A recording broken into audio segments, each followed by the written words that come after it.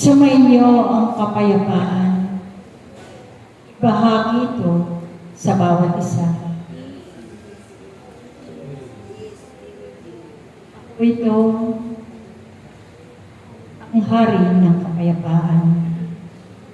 Ako si Jesus, ang bugtong ng anak ng Diyos. Ako'y narito sa inyong harapan. Nakatunghay sa bawat isa sa inyo. Nasasalamatan ko kayong lahat sapagkat kayo'y narito sa araw na ito. Ito ang araw na itinatubilin ng aking Ama na kayo'y pumarito sa templong ito. Kaya ako'y nagpapasalamat sa inyo sapagkat sa patuloy na pagsunod ninyo sa kalooban ng aking Ama. Batid ko aking mga anak, ang pinagdaanan ninyong lahat, kahirapan sa inyong buhay, mga pagsubok, pag-uusig. Kung nakaraang taon, tandaan ninyo, sa taong ito, makakamit ninyo ang pangako ng aking Ama. Kayo ay pagpapakalain ng Diyos at hindi na maghihirap magpakailanman sapagkat ito ay itinakda na ng aking Ama na kayong lahat ay kanyang pagpapalain.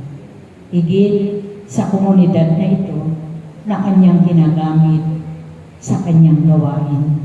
Kaya ipagpatuloy ninyo, magkaisa kayo, palaging puno ng pag-ibig, linisin ninyong palagi ang inyong mga puso at patuloy kayong magpatawad sapagkat pinatawad na ng Diyos ang inyong mga kasalanan.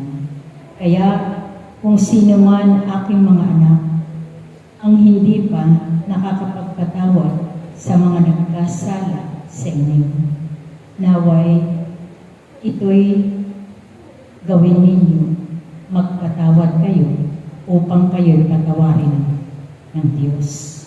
Kaya aking mga anak, itong taon na ito, marami pa kayong gagawin na mga gawain ng Ama, sapagkat maraming hihipuin na mga tao na patuloy dadalhin ninyo sa paanan ng Diyos. Kaya ipagpatuloy ninyo ang ginagawa ninyo. Ito ang nais ng Ama na ang bawat isa sa inyo ay patuloy na kayo'y makasunod sa kanyang kalooban. Maging tapat kayo sa inyong paglilingkod at patuloy na ipagkatiwala ninyong lahat ang inyong buhay sa Diyos sapagkat hindi niya kayo pababayaan magpakailanman.